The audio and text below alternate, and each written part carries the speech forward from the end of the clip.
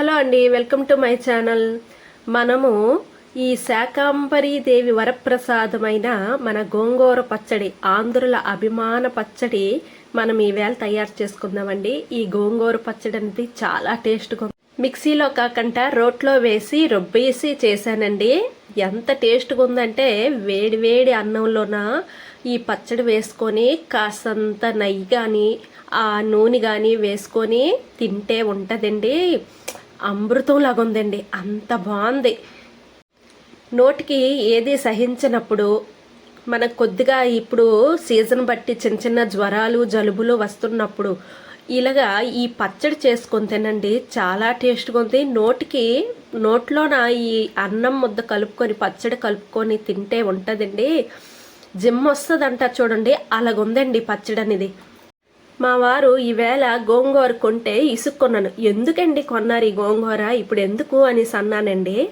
ఆ గోంగూర పచ్చడి తయారు చేసిన తర్వాత అంత టేస్ట్ చాలా బాగుంది. ఎంత మంచి పని చేశారండి గోంగూర కొని అనేసి అన్నానండి. అప్పుడు అలాగుందనమాట ఈ పచ్చడి.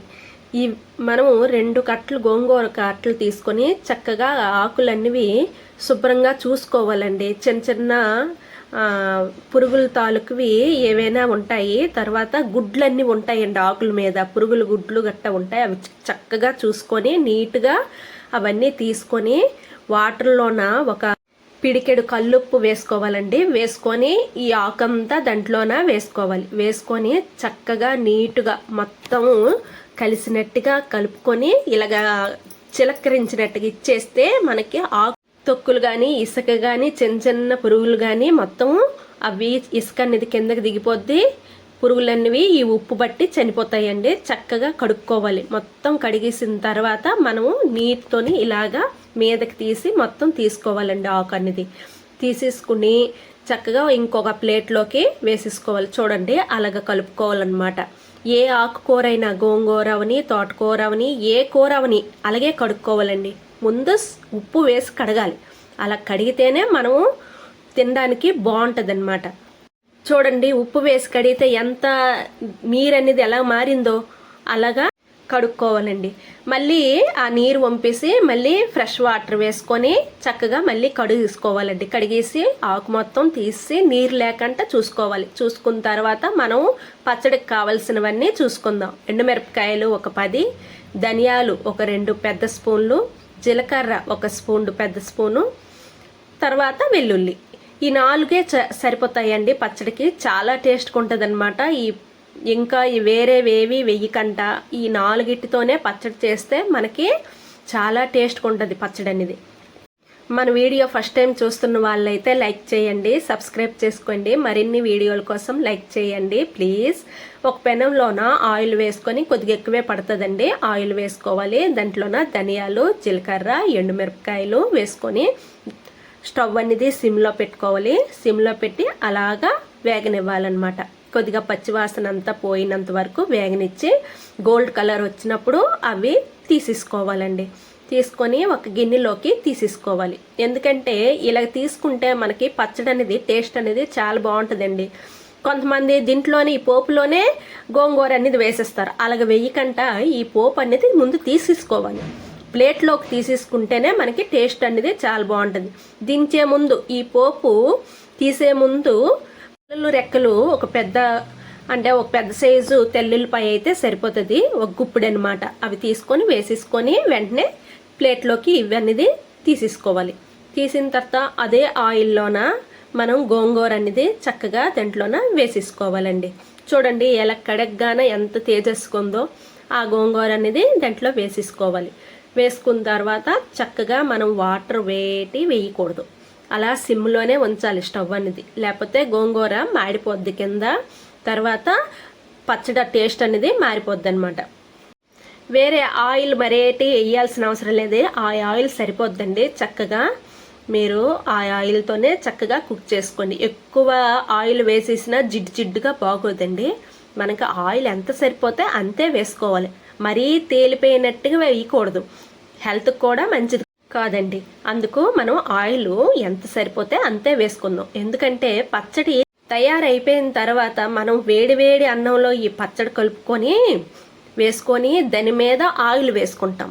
ఈ ఆయిల్ ఆ ఆయిల్ ఎక్కువైపోద్ది, అందుకనేసి మనము కొద్దిగా ముందే ఆయిల్ అనేది తగ్గించుకుంటే మంచిది. చూడండి ఎలాగా చక్కగా దగ్గర పడిపోయిందో. స్టవ్ అనేది ఆఫ్ చేసి అది అలాగా చల్లారనివ్వాలి. చల్లారనిచ్చిన తర్వాత మనము అవన్నీ సిద్ధం చేసుకోవాలి. మనం వేయించిన పోపు, గోంగూర ఆకు ఉడకపెట్టింది, చక్కగా ఉల్లిపాయలు. ఈ ఉల్లిపాయలు అన్నవి చాలా టేస్ట్గా ఉంటుందండి దాంట్లో వేసుకుంటే. ఎన్నాళ్ళు పచ్చడి చేసినప్పుడు ఉల్లిపాయలు వేసేదాన్ని కాదు. నేను యూట్యూబ్లో చూశాను, అందరూ ఉల్లిపాయ ముక్కలు ఉల్లిపాయలు వేస్తున్నారు. ఎందుకు అలాగ వేస్తున్నారు, దీనికి దానికి సంబంధం ఏంటి అని అనుకున్నాను. కానీ ఆ ఉల్లిపాయలు వేసి కలిపేసి పచ్చడి అన్నంలో కలుపుకొని తినగానండి ఎంత టేస్ట్గా ఉందో. అది నవ్వులుతుంటే ఈ పచ్చడి పులుపుకి ఆ ఉల్లిపాయ నవ్వులుతుంటే ఎంత బాగుందండి. రోల్లోన చక్కగా ఈ పోపు అనేది వేసుకొని కొద్దిగా కచ్చాపిచ్చగా దంచుకోవాలండి. దంచిన తర్వాత అలాగ రుబ్బుకోవాలన్నమాట. అది కొద్దిగా నలగాలి కదా, ధనియాలు జీలకర్ర అవి నలగ కొట్టించుకొని చక్కగా రుబ్బుకొని దాంట్లోన మనం గోంగూర ఉడకపెట్టి ఉంచుకున్నాం కదా వేయించుకొని, దాంట్లో వాటర్ వేయకుండా వేయించుకున్నాం అదనేది దాంట్లోన వేసేసుకోవాలి. చూడండి ఎలా నలిగిందో ఆ పోపు అనేది. అలా నలగ కొట్టేసుకొని ఇది కూడా వేసేసుకోవాలి. వేసుకొని చక్కగా మనము గవరగా రుబ్బుకోవాలి. నేను ఆకుకూరలు తినడం చాలా తక్కువండి. మా వారు కోపం అవుతారు, ఎప్పుడో నువ్వు చికెను అవేనా, నీకు ఆకుకూరలు కనిపించవా, వీధిలోకి అలాగొస్తాయి, అందరు కొంటారు ఆడవాళ్ళందరూ, నీకు ఆకుకూరలు తినవేటి నువ్వు అనేసి కోపం అవుతారండి. అది ఏటో మరి అటు దృష్టి వెళ్ళదు నాకు. అతను కోపమయ్యి తెగించి అతను కొంటేనే నేను తింటాను, లేకపోతే నేను మాత్రం తెగించి తిన్ను. అలాంటిది అతను కొన్నారు కదా అనేసి ఆ పచ్చడి తయారు చేయమన్నారు. నువ్వు పప్పులోనో గట్ట ఎట్టుపడీకు, చక్కగా పచ్చడి చెయ్యు అన్నారు. అలాగేనండి అనేసి అలా తయారు చేశాను. నాకు గోంగూర కాదు, తోటకూర కాదు, ఏది తినందాను. అలాంటిది పచ్చడి తినగాన అన్నం మరి కొంచెం ఎక్స్ట్రా పెట్టుకొని మరీ తిన్నానండి, అంత బాగుందనమాట. ఈ లోపల మా పాప పక్కన కూర్చొని అమ్మ మెహందీ అంటే కోను మొత్తం రుబ్బేస్తున్నామేమమ్మా అని అడుగుతుంది. నాకు కోను కాదమ్మా ఇది గోంగూర పచ్చడి అని అంటే, కోనేనమ్మా కోను రుబ్బుతున్నావేటి, నాకు చేతికి పెట్టు అని అంటుంది. కోను కాదు తల్లి, ఇది గోంగూర పచ్చడి అని దాన్ని నాలికి కొద్దిగా పెట్టగాన గొప్ప బాగుందమ్మా, ఎంత బాగుంది, పుల్లగా ఉందమ్మా అన్నది. రుబ్బుతున్నప్పుడు మనం కల్లుప్పు కూడా వేసుకోవాలండి. ఒక పిడికిడు వేసుకుంటే కరెక్ట్గా సరిపోద్ది. వేసుకున్నాను. చింతపండు కూడాను కొద్దిగా పిక్క తీసిన చింతపండు కొద్దిగా వేసుకోవాలి. మరి పులుపుకి కొద్దిగా పులుపు వేయాలన్నమాట.